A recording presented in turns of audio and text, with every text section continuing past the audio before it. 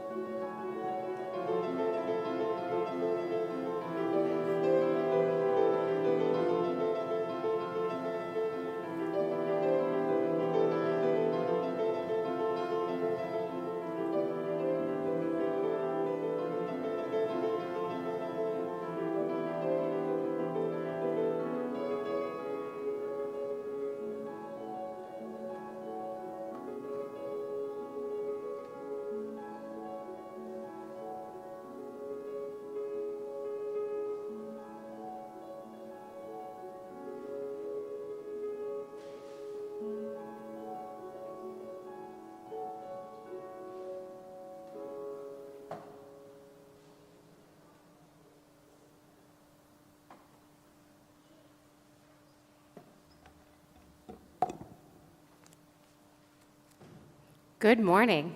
Good morning. I'm Andrea Freerickson, and I'm honored to lead you in worship this morning, along with Reverend Dave Mesner, Liz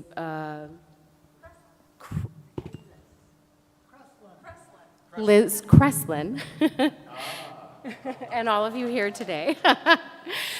First Unitarian has been a home for progressive religion in Chicago and beyond since 1836. Our church sits on the western shore of Lake Michigan, south of the Chicago River. We honor the indigenous peoples for whom these are unceded ancestral homelands, which we inhabit, as well as the diverse and vibrant indigenous American communities who make their home here today.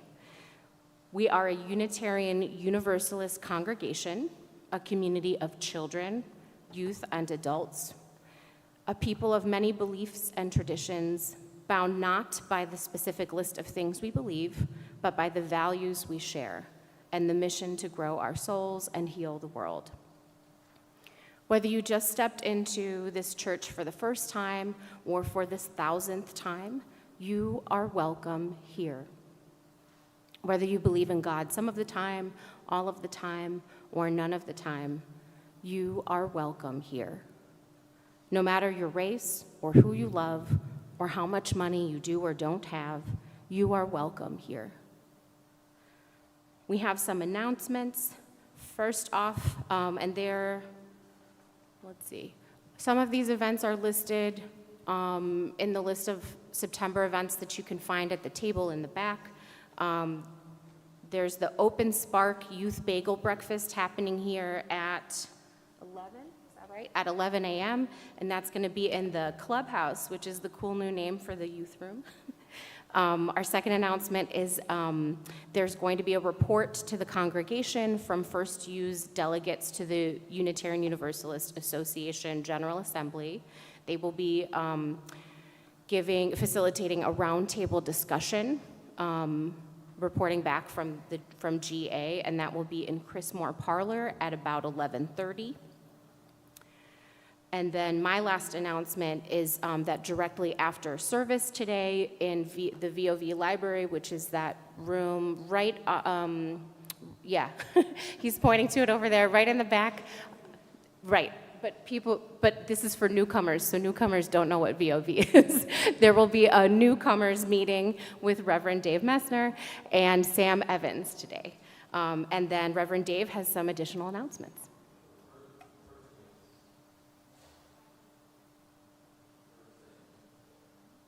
Is that you can be sure we're going to ask Tim Earhart to continuously point there for the remainder of the service, so you'll know where VOV is. No, thank you very much. And thank you, Andrew, for being worship associate today. It's exciting to have voices not new to the pulpit, but back in the pulpit this year. Before I pitch what I want you to know about this week, which you'll notice I do a lot, right? I want to look back on the week behind us. And so to annotate my comments on what's happening here, a lot of what we do in terms of church communications and what we got to get better at is when something good happens, we got to stop and say, wow, that was cool, and tell people. And then when we're planning and working hard to try and make something good happen coming up, we got to say, remember the good thing that you missed? There's another chance to get on board. So everything we do in terms of communications around just church life, I'm talking about congregational life. This is a secret to church building and congregational life. Did you know you're part of a group of church builders? We're going to build this church up. And part of that is saying, hey, we did a cool thing. And hey, you're invited to the next cool thing. I really want us to, I teach that slow because I'd like you to teach it to other people, and I'd like you to do it. When you see something, say something. And by that I mean, when you see something good, say, wow, that was cool. Send an email, post it on Facebook, share the picture, tell the person who did it, tell your 3 friends. And when you know something's coming, bring 3 people to do it. I got Virginia here in row 3. She is like the person bringer. She attracts people like I don't know what, and then she says, you got to come with me, come with me. And so she's going to teach a class on this soon enough. This past week, to cut to the chase, I want to say a couple things. One, we had our first multi-age, all ages, multi-gen game night. Thank you, Liz Kreslin. And it was just really good fun. We're going to try this every month because it's a chance to come together. And so if your enthusiasm is bridge, I have a stereotype of a person in mind. That isn't necessarily true. If your passion is D&D, I got another stereotype in mind. If, imagine if it's Settlers of Catan. Let's do that. What's the game? I love playing like charades type games, just in the parlor and acting things out and everything else. So we're going to have like 4 or 5 rooms running. We're inviting everyone on campus, everyone in the neighborhood, and we're going to do that every month as a place where you can connect. It was an awesome kickoff, and I thank Liz. For those of you who are new, Liz just got married, so we're getting used to the last name. It's not that we don't know who she is. We didn't just pull her off the street this morning, although that is not beyond us, so watch out. Other thing I want to say, so on Thursday night, we went over we had Thirsty Theologians, which is a very occasional pop-up. Do not miss Thirsty Theologians, which involves a fabulous pub game, fabulous pub libations, and friendship making. Virginia, I'm giving double shout-outs to Virginia, identified up at the Sip and Savor in Bronzeville, also is, on certain nights, the Turner House Brewing, which is a local-owned, black-owned business that is fabulous. And all of the beers are named after matriarchs of their family, which I didn't know, and is really sweet. So we bonded over that, and we did honor to each matriarch in her turn, as I will just say. So keep an eye out on that. Also, I invited the owners, the Turners, down to do a first forum here on black entrepreneurship and what it takes to start a small business on the South Side. So I hope when we do that, we'll make that a fabulous event and open it to some other folks. Then I came back to church, and you know what happened? Who was at the cabaret? Who was at the cabaret? Now, it was the most amazing thing. Our choir, which is, wow, really, we sing, there's a saying, we punch above our weight. We sing above what we ought to be able to. It's an extraordinary group, and it was an extraordinary cabaret. I want to give a shout out to everyone who made that so amazing, including, I was saying to Ann, everyone just suddenly switched instruments and then played them like they'd been playing them their whole life, which is just a fabulous thing. And thank you, Adam, who was working like a champ. I'll just say that, doing all the music.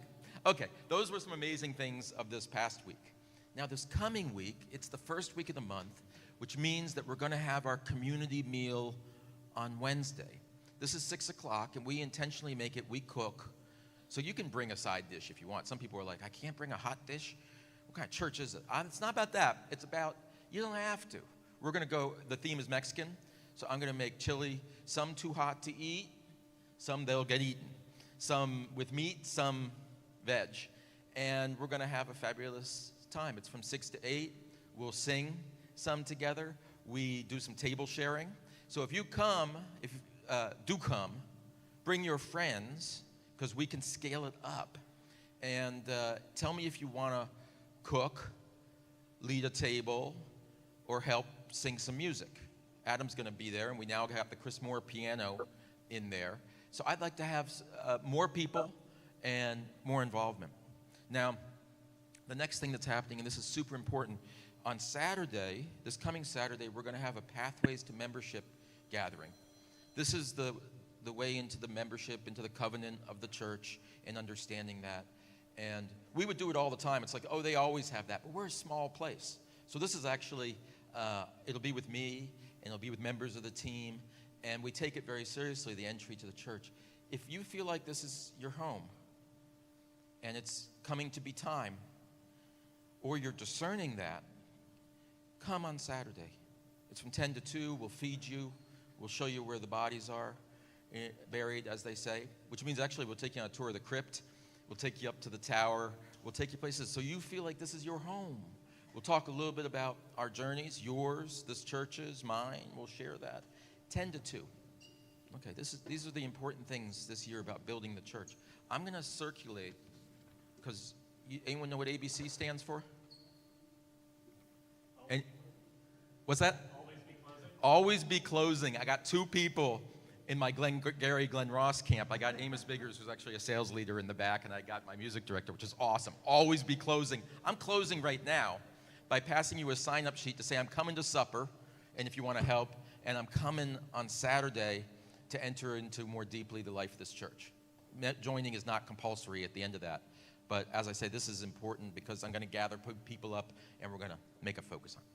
So thank you so much. Your listening is a gift. I forgot to thank Adam Odell, our amazing music director, earlier, and also apologies to Liz Preslin, who I've known for well over a decade. And we all know that it's important that even with our longest friends that we make sure when their names or pronouns change that we respect that, even if it's a little awkward and we might make mistakes. So at this point, let's now turn to the lighting of our chalice, and that will be done today by the lovely Ann Feinap from our choir.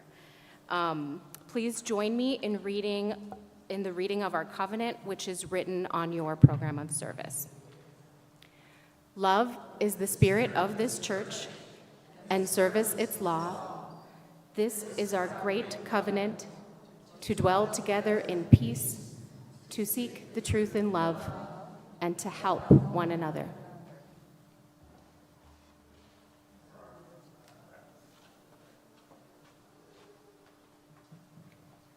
Hello. For our opening song this morning, we will be singing a song called What We Need Is Here. The entirety of the lyrics are the title, just twice.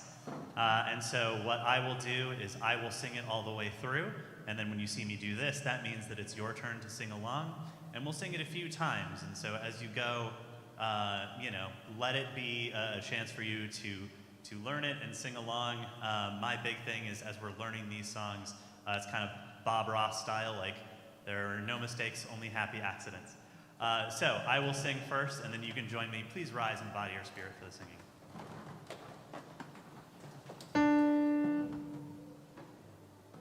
What we need is here.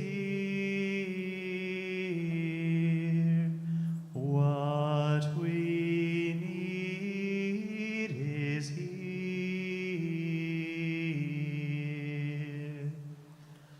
What we need is here. What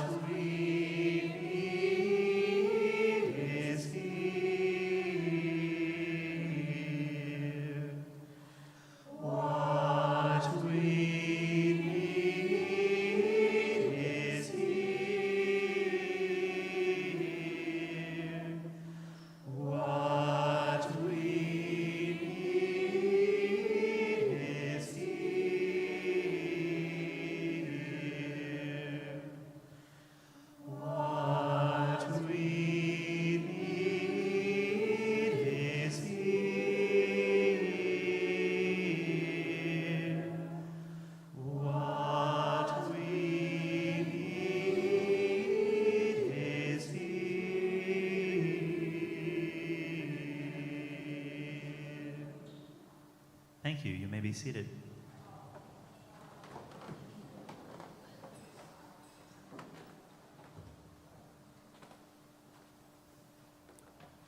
Today, I'd like to call us to worship with the words of Teresa of Lisieux, one of the mothers of the Church. She writes this a long time ago when women didn't actually get to write too much that survives. My vocation is love. In the heart of the Church, who is my mother, I will be love. So I shall be everything, and so my dreams will be fulfilled. To make love loved. I will be love. So I shall be everything, and my dreams will be fulfilled. My friends, this is why we come to church, that our dreams might be fulfilled and that our dreams may be as great and yet as simple as being love. Come, let us worship together.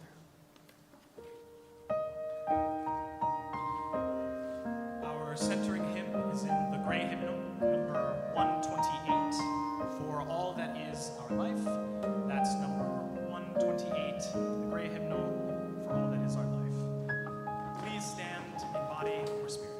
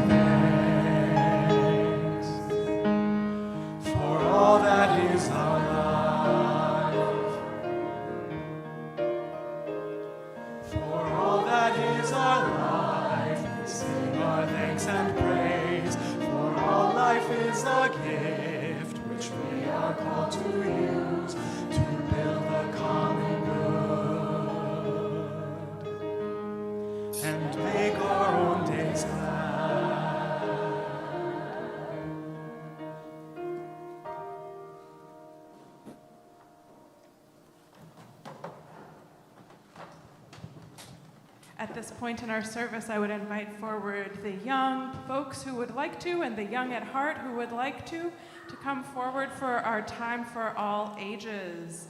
Now, on weeks when we have a multi-generational service, and you guys stay in the service the whole time, some of you have done that, some of you might do that next week for our pet blessing. I hope you will come back and bring your pets and see the pets next week. And when that happens, you'll stay in the service for the whole worship service all together.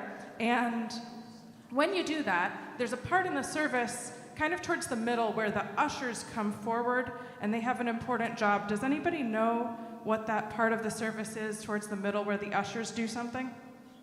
It's to donate money to the church.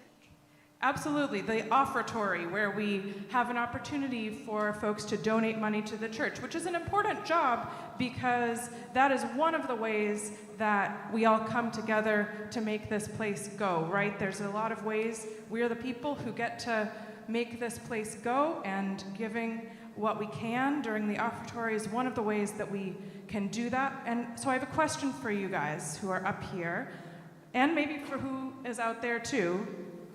Raise your hand if you think that it's good, that it's best, in fact, to give a big amount of money in the offering plate. Not sure?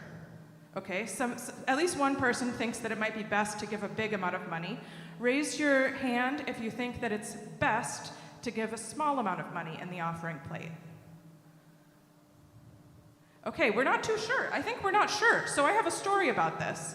So, in a church much like this one, it could have been this one, there were some kids, and every Sunday they would come to church, and they had a lot of fun at church. And so they started inviting their friends.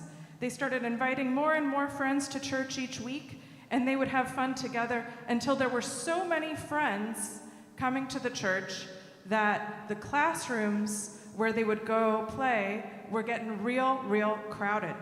So one week, there were so many kids at church that there was like a line out the door of the classroom as the teacher and the class tried to squish into the little classroom to make space for more kids. And there was a little girl, she was 5, who was waiting first in line to get into that classroom. And what happened was the minister came through and saw the kids waiting outside the classroom. So the minister and the teacher worked together to make a solution. They looked around to see what they could do. They found a small, light bookcase that was taking up more space than it should have in the room. So they moved that out into the hallway to crunch a little more space for several more kids to come into the room. And as the minister was putting her hand on the little girl's shoulder to usher her into the room, the minister said to the little girl, "You know what? One day we will raise enough money to make a whole new church where there's always enough room for everyone." And the next week, the little girl came back with her mother, and after church, she went up to the minister, and she and her mother went up, and the little girl reached into her pocket, and she opened her hand, and she offered the minister 77 cents. And she said, "It's for the new church." And the mother explained that the little girl had been saving up her pennies and nickels that she had found on the ground on her walks to school for a new doll.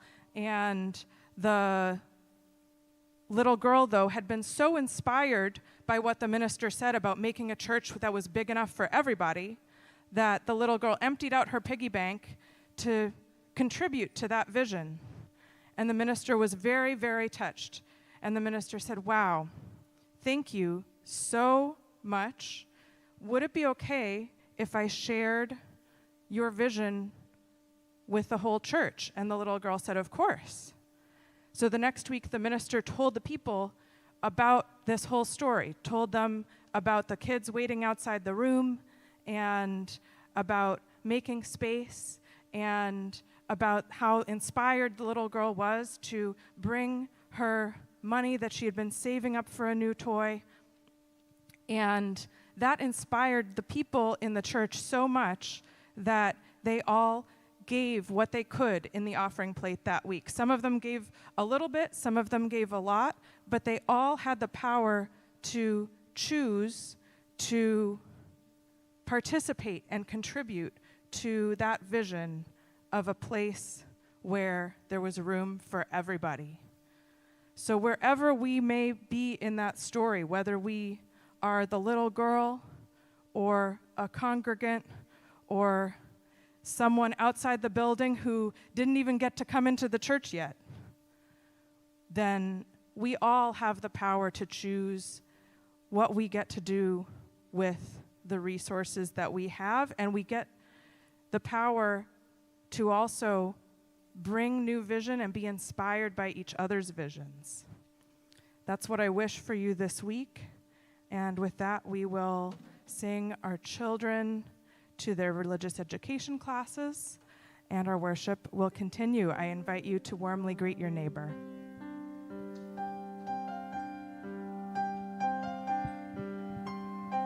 Good morning, everyone. Good morning. I thought we were going to be a tiny crowd for a few minutes. Good morning. Good morning, Cheryl. This is Joyce Swedler.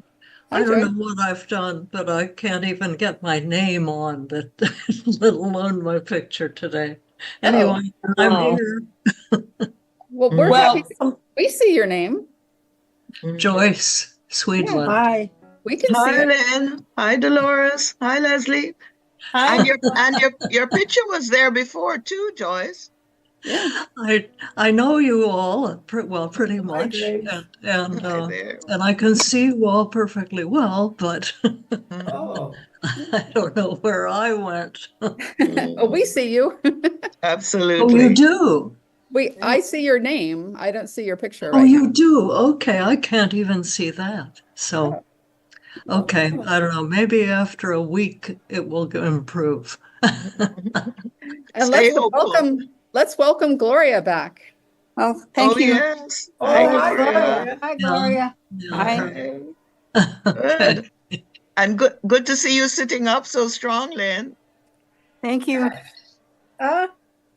Good to see you sitting up and looking bright. Hi, Lynn. Yeah. How's your arm? Hi, Leslie. Yeah. Oh, Hi I there. got a purple cap. Well, Oh, isn't it beautiful? Very nice. Very Have- nice. You I should tattoo tried to it. get there. I tried. I wanted to get to you, but it just did not work this morning. I got all the way downstairs, and then it was late, and Uber didn't want me, and I just said, "Okay, I'm going back up. It's not my day." Yeah. Sorry, because I really. Lynn, I had wanted a to be with similar you. experience. I made it to the car, and unfortunately, Lakeshore Drive is closed after 31st Street. Oh. Oh my yeah. gosh! It's a half marathon. Yeah. Oh, Yeah. this is the day. Oh, Yeah. Yeah, in fact, I was out there. I was outside cheering the half marathoners along. Yeah. Oh. Well, yeah, as somebody who has run 20 odd Yeah. full marathons, Yeah. Wow. Wow. I had a The great energy. time. Yeah. Gave me more energy. It looks Yeah. like we're wrapping up. Don't forget to mute. Wonderful. Okay. Good to see everyone. Yeah. Good to see everyone. Hi, Leslie.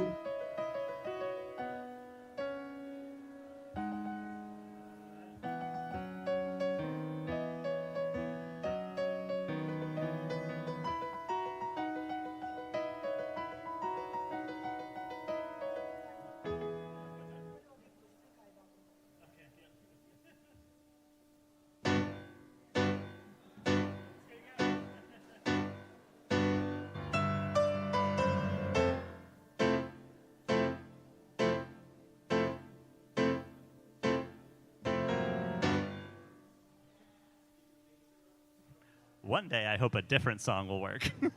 Wait, the song ended kind of quick, didn't it? I'm not even up to the front yet.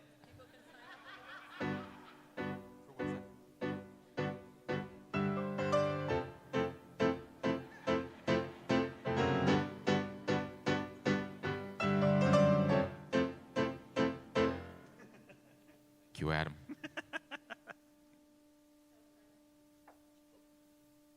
Go ahead. Hello, there we go. We're so friendly today. This is wonderful. Now we're going to pass around the baskets for our offertory. And please remember that we are now doing joys and sorrows. So our ushers should have paper that you can write a joy or a sorrow on, and they should also have pencils. You can go ahead and put your money in, put your joys and sorrows in the basket, and then the Reverend and I will read them. That's awesome. And I'm going to add some late-breaking news. So right now, you can be writing your joys and sorrows because the basket's going to come to you, and mine is giving you 90 seconds to do that. Go ahead. We began, again, our Share the Plate program, which means this month we have been sharing our plates these last 3 Sundays. This will be our last Sunday. Sharing it with La Tiendita, the free store, founded to serve new neighbors, new migrants who have nothing and we're getting apartments. Getting apartments is good news. Not having a pot to cook in, as the saying goes, is not a great thing.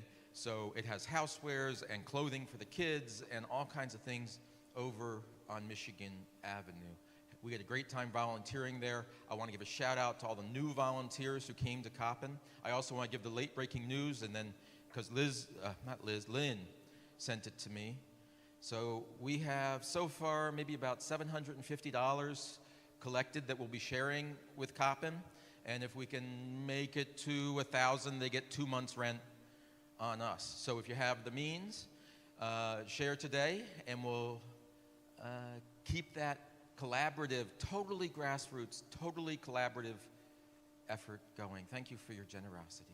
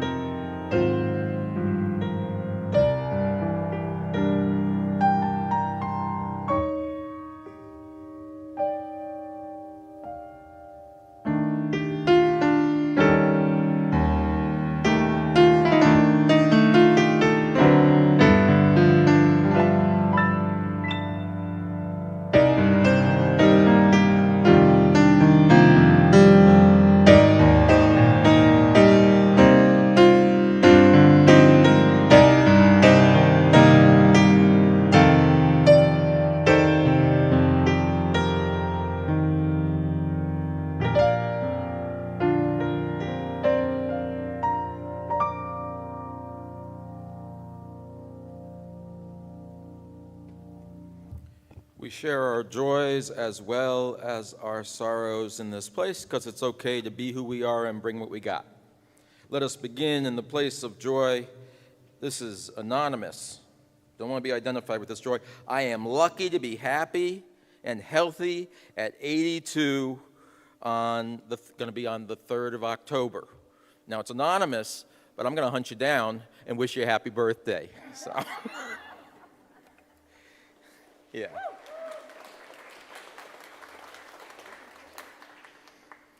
And this one, again, anonymous, but I got some clues as to who it is. It begins, exclamation point, Betty made it. We celebrated our 10th wedding anniversary this weekend.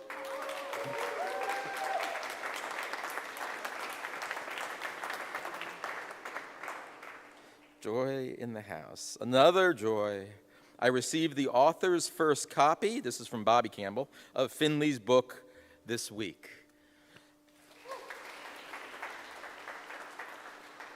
This is a labor of genius for Finley and a labor of both genius and love for Bobby. Stay tuned in November. We're going to get a reading of that here after church, I think the last Sunday in November. So here more good news from Ellie Hall. My brother John has been doing canvassing, voter canvassing, important work in the Asheville, North Carolina area. I just heard that he came through Helene fine. Let us celebrate John being well, and let's keep a prayer up for the people of Asheville and all those who still have no power, no roads, and for those who lost their lives in the storms. We have a sorrow here today. I hit a 10-game losing streak. So for 10 games, may the 11th turn around and come in your favor. And one more. Please hold my family in your hearts and prayers. This is from Andrea. My grandma, Betty Jo, has entered hospice, and she is in good spirits. May our prayers and our love be with Andrea and her grandma as she enters this stage of the journey. I add, in each week, part of the job of ministry, by which I mean my job and your job, is to take in not only the joys and sorrows that are close to us, but the joys and sorrows of the world. And I know I'm coming to the pulpit, so I have to, it hits me over coffee, I better search out some joys and sorrows of the world, and today I didn't have to search very far, particularly on the sorrow side. I want to lift up today, the news came over the wire 8 hours ago, 10 hours ago, there was a toddler who was shot on 61st Street. Stray bullet, and that toddler is still alive but hospitalized. May we have mercy and a reduction in the violence against innocence. As we think about violence against innocence, let us hold the people of Sudan in our hearts. They're not in the news much. We took up a collection from not long ago because Earl said, this is breaking my heart. We got to share it. I saw come over the wire this morning quotes about extinguishing whole groups of people who live there being extinguished, invisible to many, invisible to us. How would we see? How would we know? Let us pray today for the Middle East.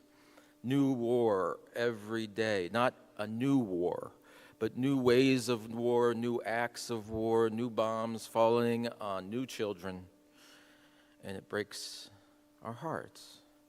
Let us open ourselves, let our hearts be broken open, that we might be more generous, that we may work for peace. We may advocate for peace over politics every day, people over division, people over governments. Every day, let us be ones who speak and act for peacemaking. And especially when those wars are far away, let us find small ways to impact them right here nearby. If you can't love the one who needs you 10,000 miles away, 5,000 miles away, then love the one you don't even know but needs you right here by our side. May it be so. Amen.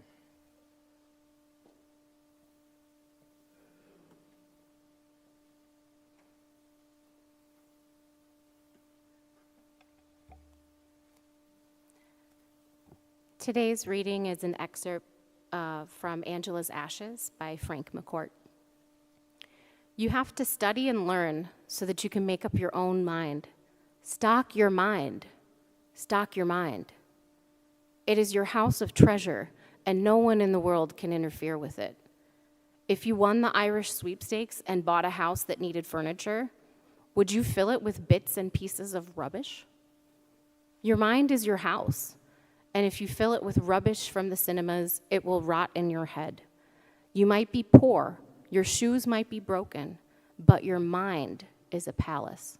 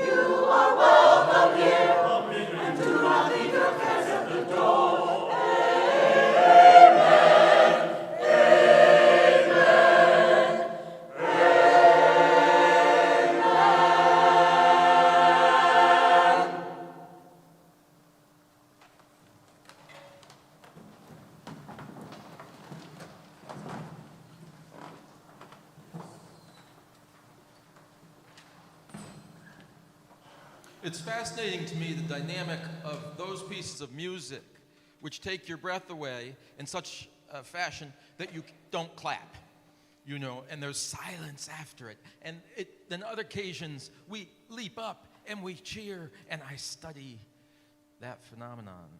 And after this piece, I feel the power of music that can have to settle us and bring us into a deeper and calmer place.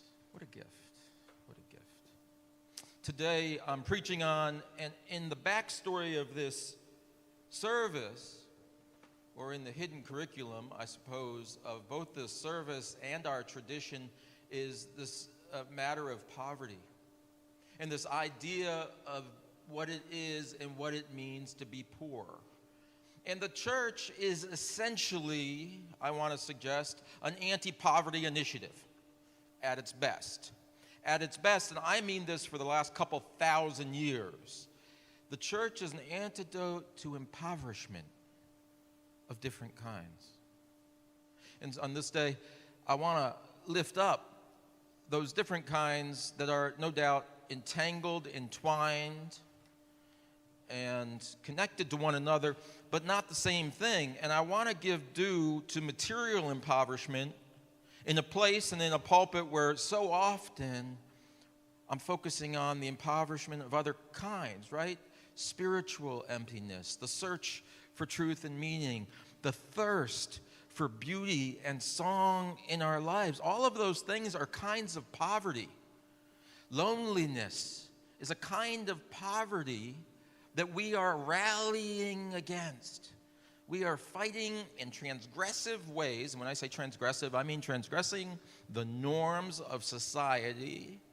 We are fighting to connect people to deeper things, connect people to more beautiful things, and at its simplest, connect people to one another that they may have more love in their lives.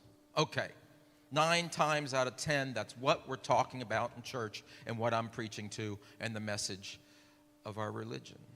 You'll hear after the service, we're going to talk about, the move from the 7 principles, for some the 8 principles, to the second article, and soon it'll be the article 3. And I am struck that all of those things seem to me primarily directed or often interpreted as pertaining to poverty of spirit, poverty of relationship, poverty of community, those sorts of things. And we need to make space, in my opinion, for material impoverishment, for a recognition of what it is to be poor, not of spirit, but poor in the stuff. By the way, did anyone get the 77 cents that Liz had in the story? Chase her down. Get the demonstration money. What is it to be poor? And how do we understand that through the lens of the social imaginary of America, through the lens of our tradition, through the lens of the best scholars of the University of Chicago? And I want to suggest the important work there is through the lens of our own experience. The lens of our own experience has no doubt, for 99 out of 100 of us in this room, taught us something about material poverty. I'm in a lot of online groups. I really like them because they're a way to avoid doing work. And I'm in one online group with a bunch of kids, no longer kids, they're pretty much precisely my age, and we all grew up in the same little town together. And usually there are postings there that are mostly like Gen X remembrances of how things were better in the 70s and 80s than they are now, and how society has fallen, and we're kind of proud of ourselves. I came from a kind of cool place in a number of ways, and it was a very progressive place. So usually that's the vibe. There's a lot of sort of pride in that. Somehow on this chat, someone brought up the topic or remembrance of government cheese. And if you don't know, I don't know when this started and when this ended, but at some point, at the intersection of supports for dairy farmers, it was very important for us to support Wisconsin dairy farmers. That was a strategic stockpile. And then they said, well, we're producing this massive excess of cheese in this country. Let's give it to the poor. And so there was a phenomenon in these very large bricks of government cheese. And I bring this up because it's an interesting memory, and I'll be honest, just to locate myself, we didn't have government cheese. My dad was a government worker, and so we had a modest but fully free market cheese home.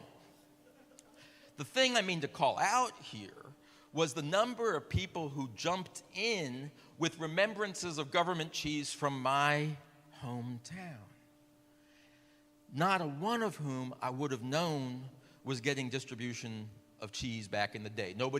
This wasn't in school in 8th grade, like, oh, did you get your government cheese? No. Here, and it's actually a testament sort of to the liberalism and I don't know, like the conviviality of this group.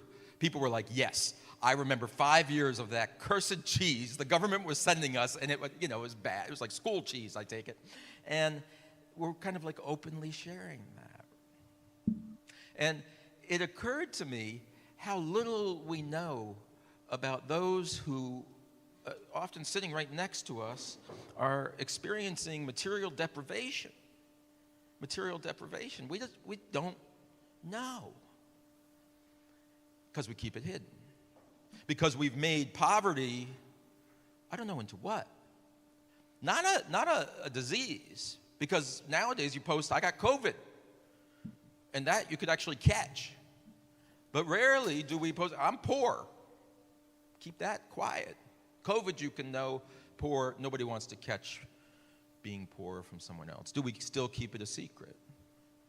Sometimes even from our own family, sometimes especially from our own family.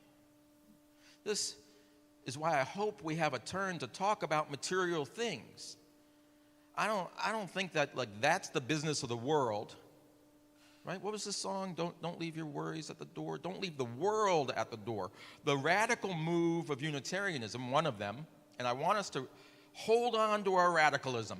One of the radical moves is that we are not a separate higher place that is not dirtied by the stuff of the world, and we can't talk about the stuff of the world because we're too busy talking about angels to talk about government cheese or the lack of any cheese at all. I don't even think the government gives out cheese anymore.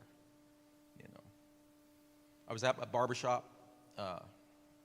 No one said anything. Anyway, I was at my barbershop, and I got my hair cut. And the barbershop talk, there was someone said, how come these new immigrants get all these benefits, and we're only getting $400 a month?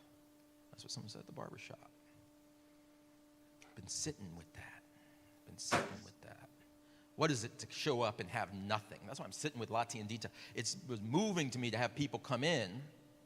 And there, to be clear, it's new neighbors and neighbors who were here before, certainly before I was, but before many of us. It's our neighbors who are coming in and said, we're going to have a baby. Do you have a bassinet? Right? If you got an extra bassinet, bring it in here. Let's take it over. It's unbelievably joyful. It's like I don't know, the show Price is Right or something, when people go into the room and discover somebody gifted us a very fancy stroller. And that was like a Price is Right, I won something moment for a new mom and a new dad-to-be when they got that buggy and ran out of the shop. So, special places, what I mean to say, in which one might bring up the fact of the absence of material wealth, the fact of want and the fact of need. That's why I think Lati and Dita, this little free store over there, is so special, because everybody knows you walk in, there's no shame. I mean, it's the place you go because, I don't have a coat. And you just simply say, I don't have a coat. Where are the coats?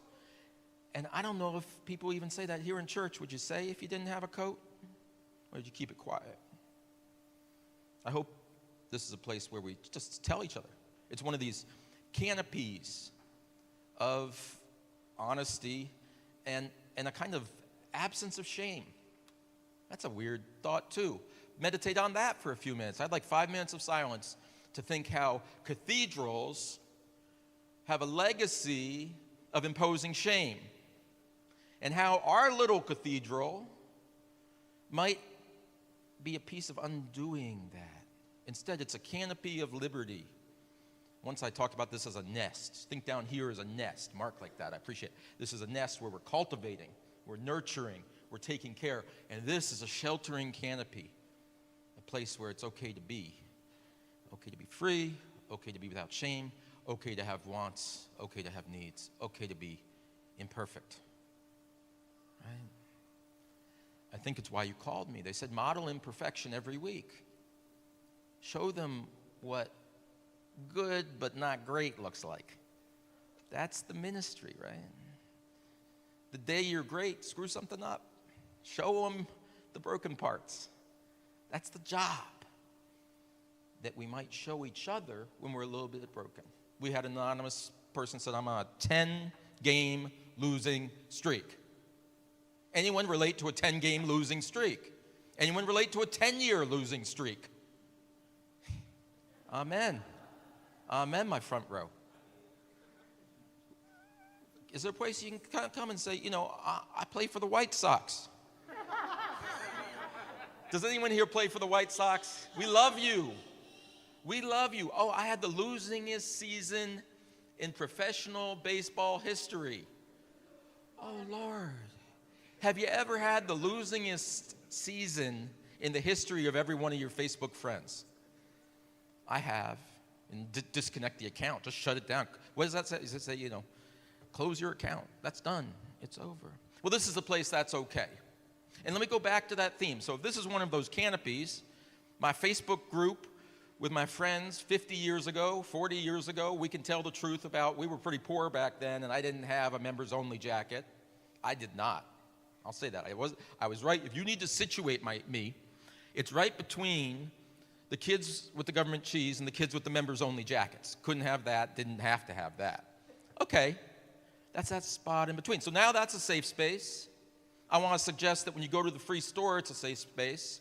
I want to hope that when we have a community meal on Wednesday night, that's why I'm trying to get everybody there. I know some people have duties on Wednesday. I want you all there because I want joyful chaos. I want noise. I want kids. And I want, if this is your first time walking in, or you're just walking in because you're hungry, not because you're looking to subscribe to some fakakta religion, if you're just hungry and you're walking in, I want you to feel comfortable to sit down and have a bowl of chili.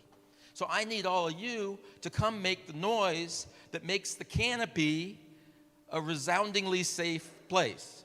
I was preaching to the choir on that one as well as to you. How is this a safe place to confess not having enough?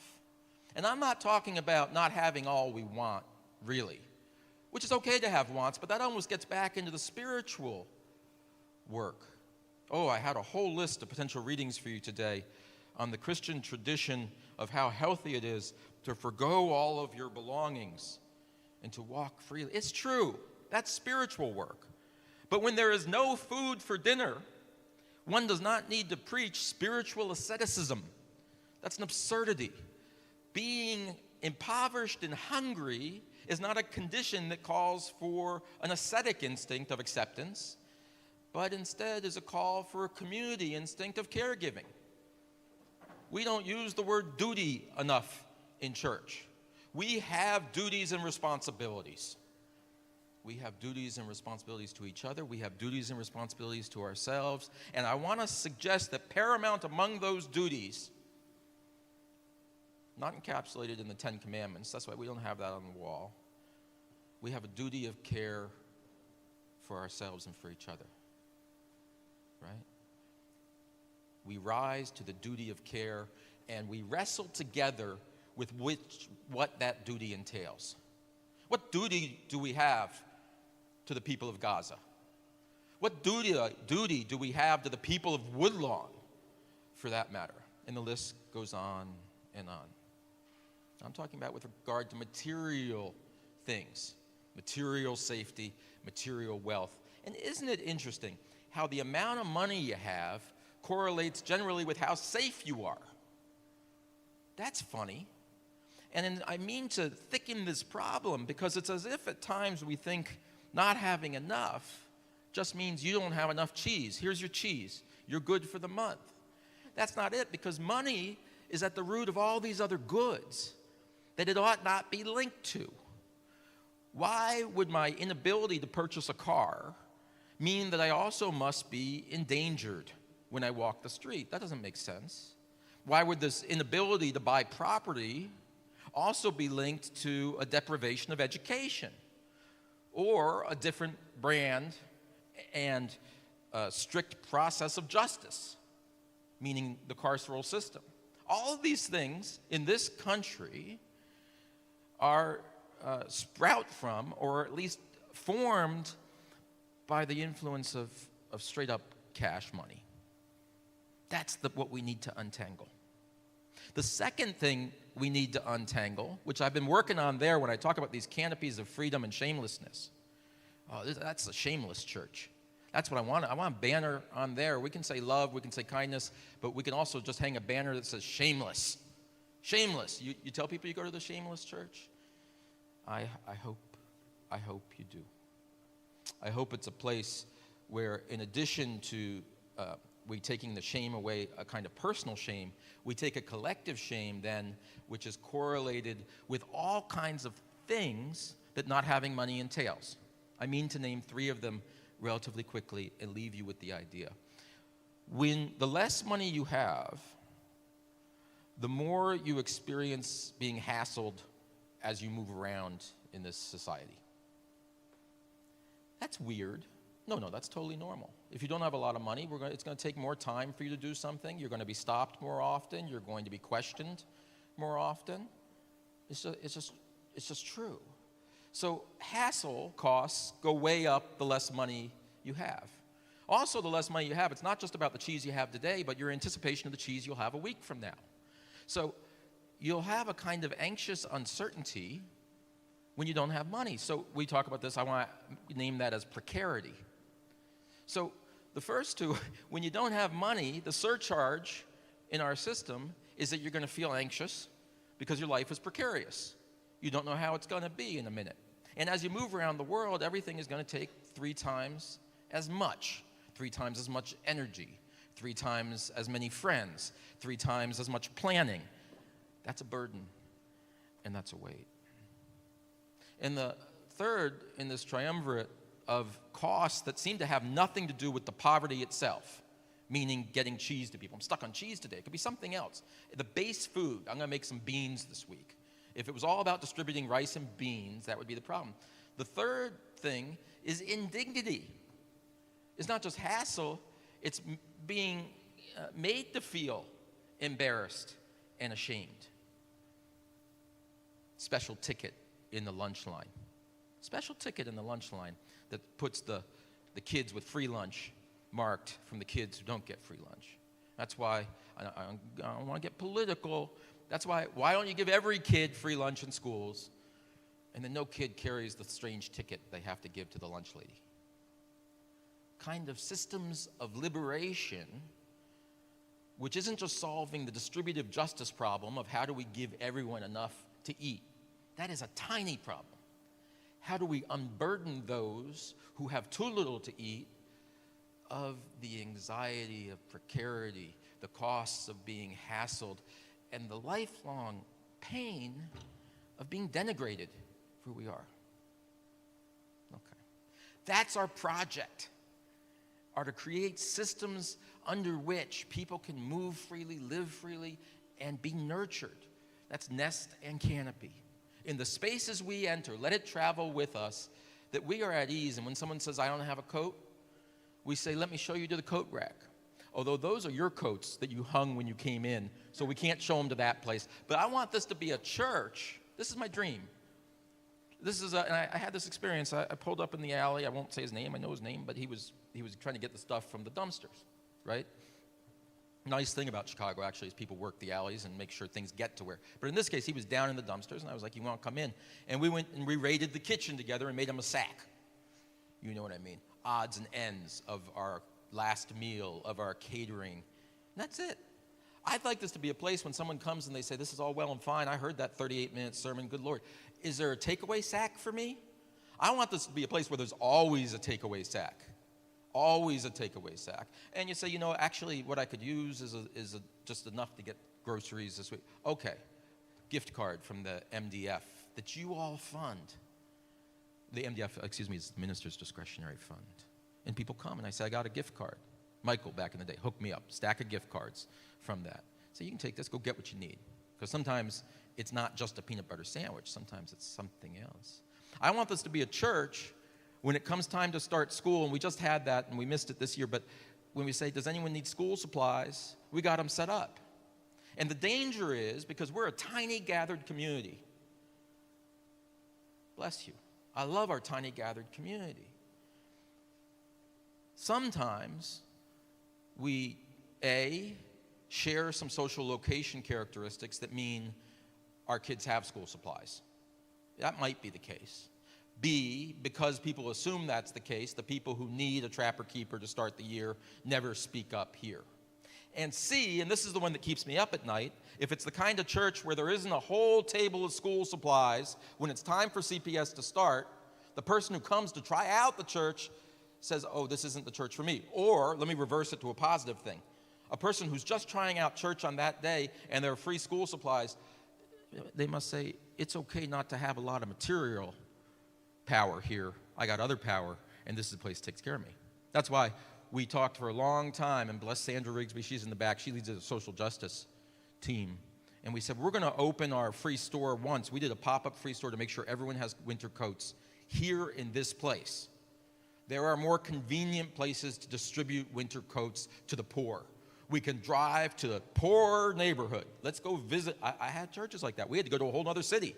Everyone, all the houses here, I won't name it. Oh, the houses are 2.4 million in this neighborhood that I was living in. Well, we better drive to a place where people are poor so we can give them some coats. That's okay.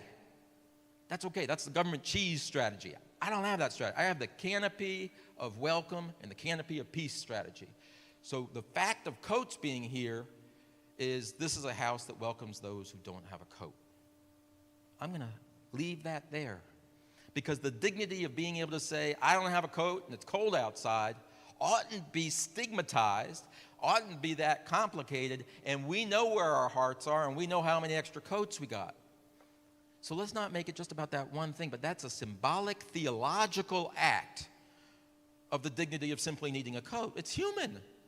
If you are naked, you must be clothed. I mean, we dress since eviction from the garden and all, right? There's a story about we put on clothes. Why would that be so embarrassing? But it sure is embarrassing to show up to school. If I was embarrassed to show up to school without a members-only jacket, oh, shame. What is it to show up to school without any jacket in the middle of winter in Chicago, right? This is the heart. And I know, not just when I turn around, I know I'm preaching to the choir. But I'm trying to name it. That's why I said, see something, say something. I'm trying to say I have seen the moments when we've made this that kind of house, when we've made it that kind of canopy, up and against a tradition which was saying something else, and up and against a world that is structured in a different way. Let us be radicals. Let us not lose the spark of radical fire that transgresses the norms of this society and makes generous the hearts that we have. Let us make generous our hearts. Let us transform the community and the world around us. And let us be glad. Amen.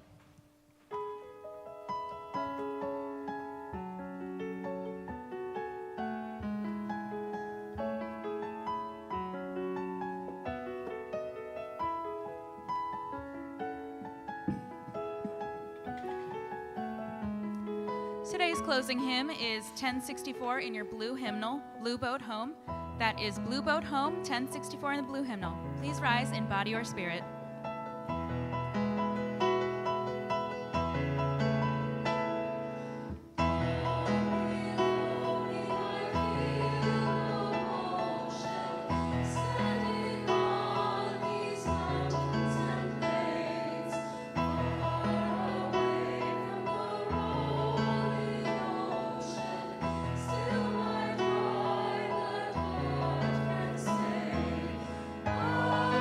Say,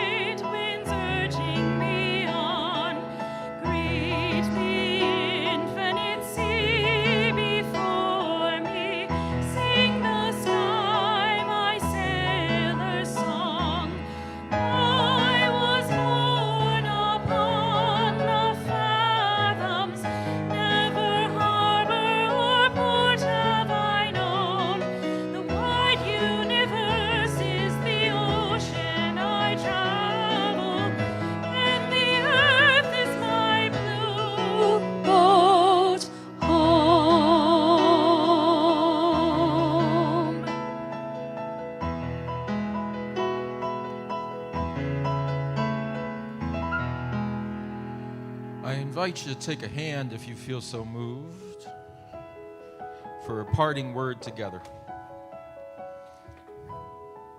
As we go from this time of worship,